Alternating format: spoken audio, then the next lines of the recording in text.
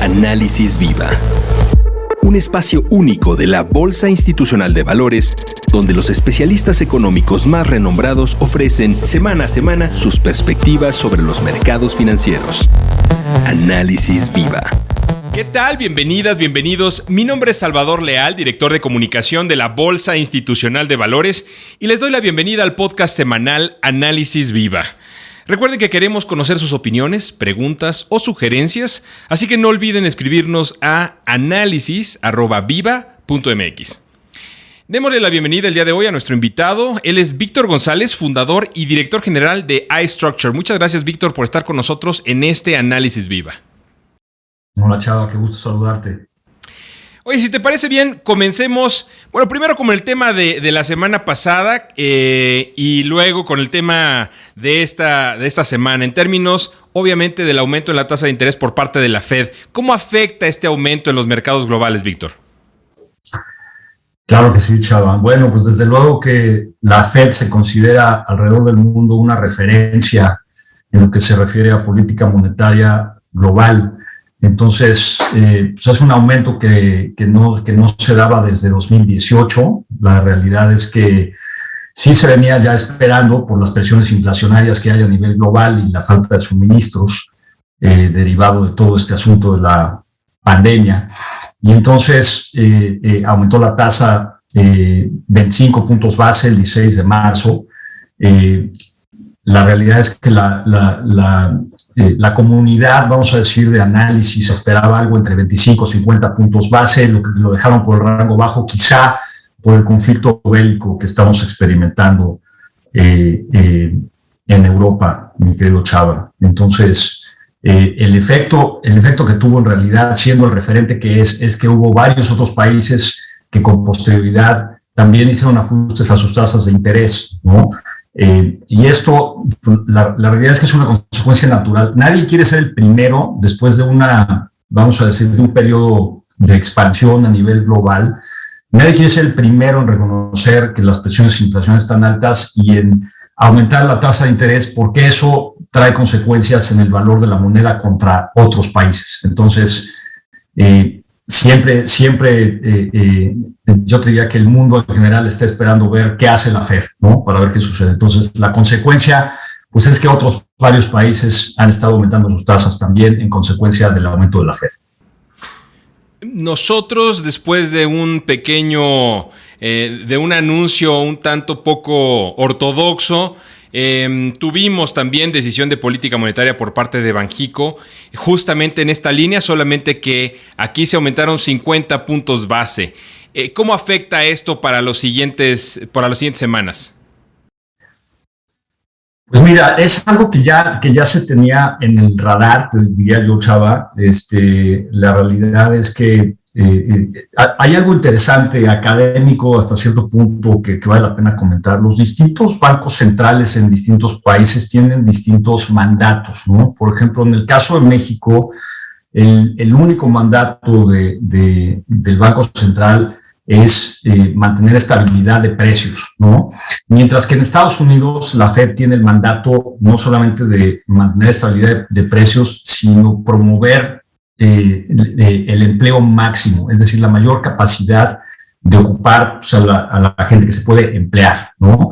Entonces, eso a veces trae ciertos desconectes, ¿no? O te diría yo, situaciones en las que un banco, pues, no necesariamente está actuando ahora sí que bajo las mismas condiciones que otros, pero a nivel global, pues tienes que responder, porque si no tu moneda, pues al final de cuentas se va a acabar depreciando, ¿no?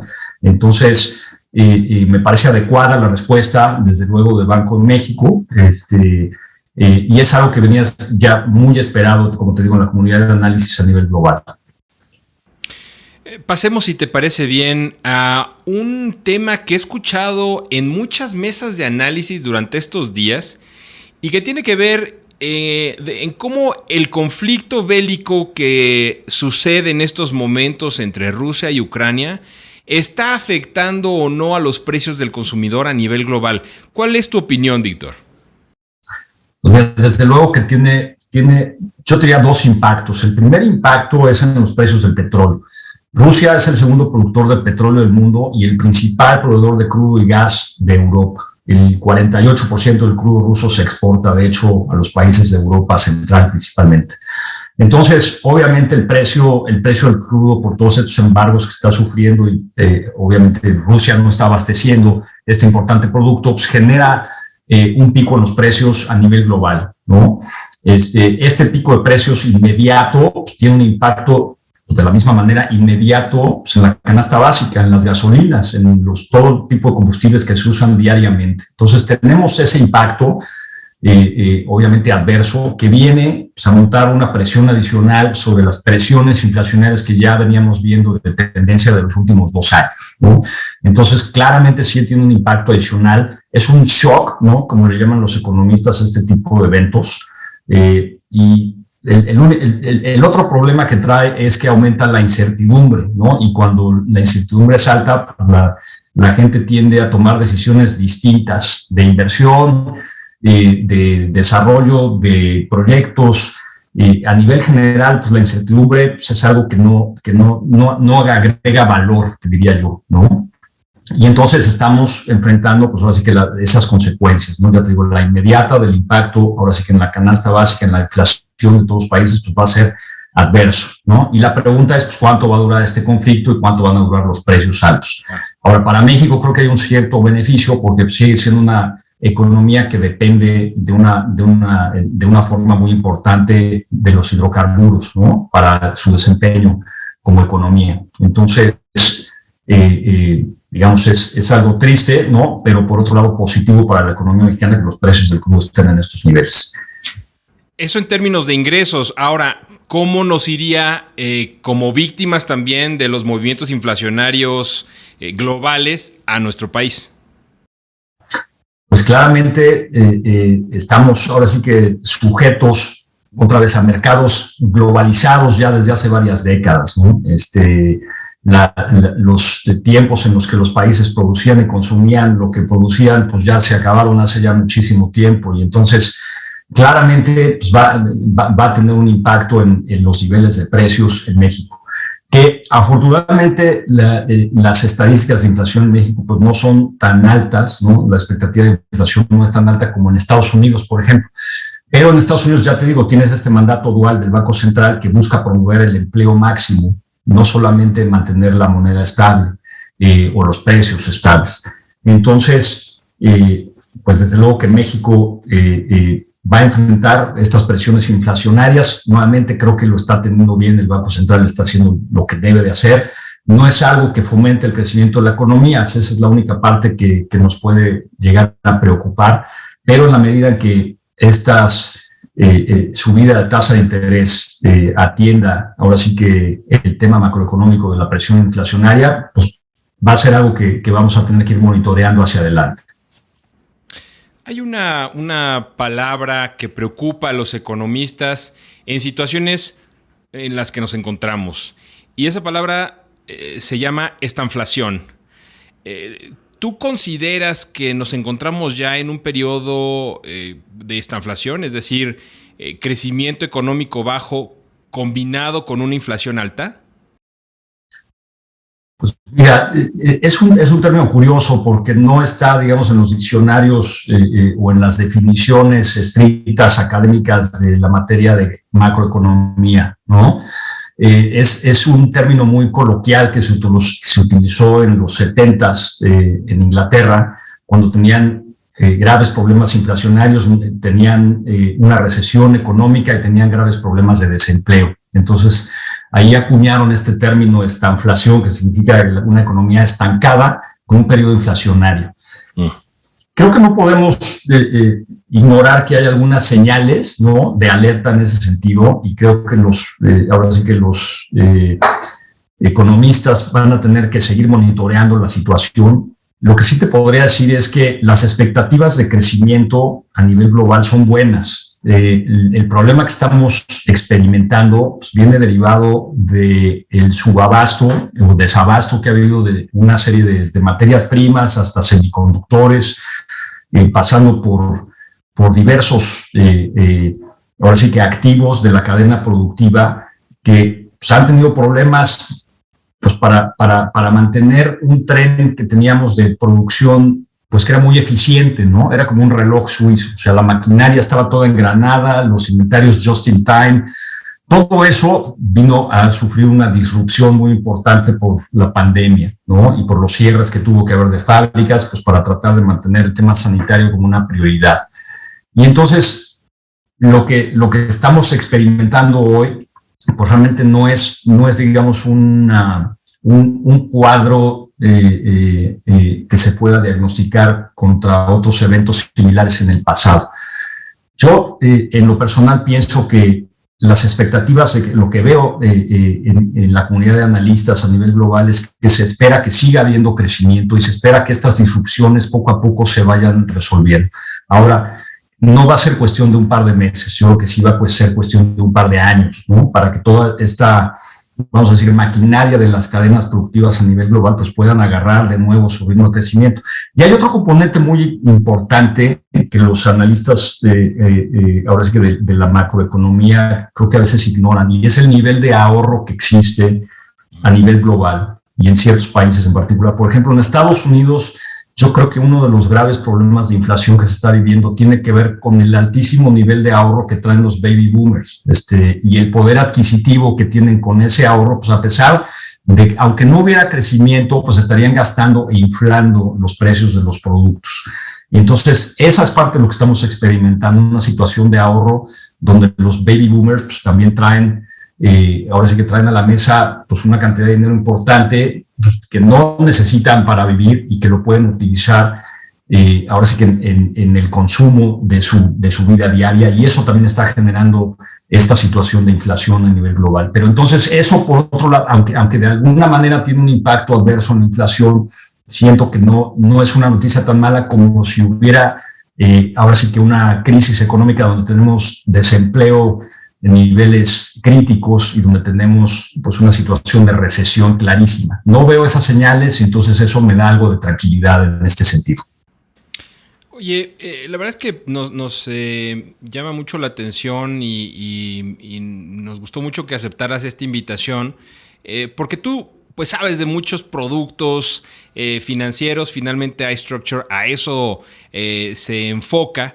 Y quisiéramos que nos platicaras un poco acerca de cómo se ven afectados estos servicios, por ejemplo, las bursatilizaciones, ¿no? ¿Cómo se ven afectadas en momentos como los que estamos pasando o los que pudiéramos pasar en caso de un periodo de estaflación? Así es. Pues mira, claramente tiene un impacto, ¿no? En este sector de la economía en particular. Digo, el sector de bursatilizaciones de cartera financiera pues es un motor importante de la economía porque a final de cuentas provee financiamiento para muchas entidades financieras no bancarias como arrendadoras, ¿no? O empresas de factoraje, que son parte a final de cuentas del fondeo de la cadena productiva. Entonces, por ejemplo, en el sector de arrendamiento automotriz, pues claramente el desabasto lo que trajo como consecuencia es que la cartera de las principales arrendadoras de México se haya visto o haya experimentado ciclos a la baja, es decir, que terminaron el final del 2021 pues niveles, yo te diría quizá 20-30% abajo de los niveles de cartera que tenían a finales de 2018, principios de 2019. Entonces, claramente pues, ha habido una reducción en el tamaño de esas carteras y esto, pues, a final de cuentas, tiene que ver también con la falta de demanda pues, de los clientes. Y es una falta de demanda no porque no se ocupen los productos, sino por el desabasto que está habiendo. Entonces, sí hemos visto algo de impacto por ese lado.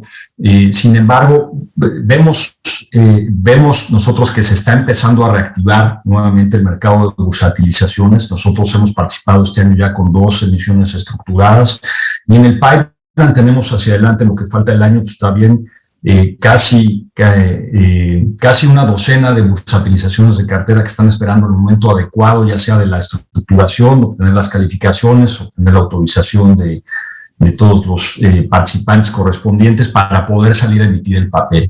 Entonces, lo que estoy viendo es positivo. Estoy viendo una reactivación de este sector y tenemos ahora que un optimismo cauteloso, pero optimismo a final de cuentas de que se están pudiendo levantar recursos para estos sectores en particular, y eso a fin de cuentas pues es gasolina para la economía de una o de otra forma, ¿no? En particular para el sector de las pymes. Estos certificados bursátiles fiduciarios, ¿cómo se ven afectados por las decisiones de política monetaria a las que estamos teniendo tanta atención en estas últimas semanas? Claro que sí, Chava. Pues mira, depende realmente, la mayoría de las bursatilizaciones, de los certificados bursátiles fiduciarios respaldados por cartera financiera se emiten en tasa revisable. Entonces, no hay un impacto adverso para el inversionista, ¿no? En el sentido de que la subida de tasas, pues el inversionista va a acabar recibiendo pues una mayor tasa de interés, porque estas emisiones pues cotizan con base TIE, ¿no? La tasa interbancaria de TIE. Entonces, si la TIE sube 50 básicos, pues los inversionistas van a acabar recibiendo ese TIE mayor de 50 básicos en el siguiente periodo de pago y de ahí en adelante. Entonces, por el lado de la afectación al inversionista no la veo. Por el lado de las empresas como tal y de su rentabilidad, sí puede ser que haya un impacto. No es un impacto grande, pero sí hay un cierto impacto, yo te diría marginal, de subir las tasas, porque la mayoría de estas empresas prestan o estructuran sus arrendamientos tomando en consideración una tasa de retorno fija. Y entonces, cuando tú tienes subidas de tasas y tienes una cartera de clientes que te está pagando tasa fija, pues claramente vas a tener una minusvalía de tu portafolio desde el punto de vista estrictamente financiero, económico. Entonces, sí hay un impacto adverso, pero yo diría que es marginal, y estas empresas tienen la capacidad, pues ahora sí que de continuar para los nuevos arrendamientos que vayan cotizando nuevos créditos a pymes, pues lo que va a suceder es que van a tener que subir también las tasas un poquito, ¿no? Pero a final de cuentas todo esto, pues es lo que se busca, pues es mitigar un poco el crecimiento inflacionario en el país, ¿no? Que es el mandato del Banco Central. Ya. En el caso justamente de estos certificados bursátiles fiduciarios, ¿cómo lo ves desde el punto de vista de los inversionistas? ¿Crees que se genera una mayor o menor interés o atractivo para los inversionistas? Pues mira, yo lo que veo es que para las personas físicas que tienen su cuenta de casa de bolsa realmente no hay una gran diferencia. Ellos son inversionistas que tradicionalmente invierten en productos de tasa revisable. Entonces, para ellos no veo un gran impacto. Veo impacto para los grandes inversionistas institucionales pues, que manejan un pedazo de sus portafolios en tasa revisable, pero otro pedazo en tasa fija, quizá alguno en tasa real. Entonces, ahí sí tienen ciertos impactos más importantes en los valores de los portafolios, ¿no?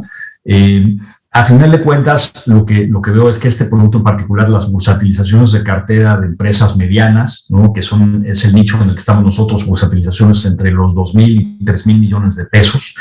En ese mercado en particular, yo siento que vamos a estar viendo una mayor demanda por el papel en tasa revisable, pues claramente pues por el riesgo inflacionario que puede llegar a haber y porque nadie alcanza a ver hasta dónde va a terminar esto, ¿no? Como te digo, tenemos esa incertidumbre del tiempo de cuánto va a durar esto, y ahora con el conflicto bélico en Ucrania, pues también tenemos más incertidumbre. Entonces, la tasa revisable te da protección en ese sentido, de que si sigue habiendo inflación y sigue habiendo subidas de tasa para contrarrestarla, tu patrimonio va a estar protegido porque traes tasa revisable en tus activos. Mencionabas que habías tenido ya 2 durante este año. Más o menos, ¿cuántas emisiones perfilas para este 2022? Pues mira, de bursatilizaciones de cartera, yo pienso que en el mercado en total debe haber entre 10 y 15 emisiones. Es un rango amplio, pero al acortarlo al 31 de diciembre, pues hay veces que estás a punto de tener el papel listo para salir a mediados de noviembre, ya tienes calificaciones, pero pues ya estás un poco tarde para arrancar roadshow y lograr, dependiendo del tamaño de la emisión, si necesitas ahora sí que la participación de inversionistas institucionales, el roadshow generalmente comanda un tiempo un poquito más largo, entonces te puedes ir hasta el próximo año. Pero veo un backlog sano de bursatilizaciones de cartera y veo buena demanda del lado de los inversionistas también acudiendo a ellas. Víctor, te agradecemos mucho que nos hayas acompañado en este episodio de la tercera temporada de Análisis Viva. Muchas gracias. Chava, es un gusto. Gracias a ustedes por invitarme y seguimos en contacto. Él es Víctor González, fundador y director general de iStructure. Y a ustedes muchas gracias también por escucharnos. Si el episodio fue de su agrado, los invitamos a dejar una reseña, un like en cualquiera de las plataformas desde la que nos escuchen o compartirlo a sus contactos y amigos. Si están viendo este podcast a través de YouTube, no olviden suscribirse a nuestro canal para recibir notificaciones de las próximas publicaciones. La producción de este podcast estuvo a cargo de Rogelio Unzueta. Agradecemos a nuestro ingeniero en audio y video, Héctor García. Los acompañó Salvador Leal. Y esto fue Análisis Viva. Hasta la próxima. Análisis Viva es una producción de la Bolsa Institucional de Valores. Suscríbete a nuestro podcast, síguenos en todas nuestras redes sociales y visita nuestro sitio web viva.mx para que obtengas la información más completa de los mercados en México. Análisis Viva.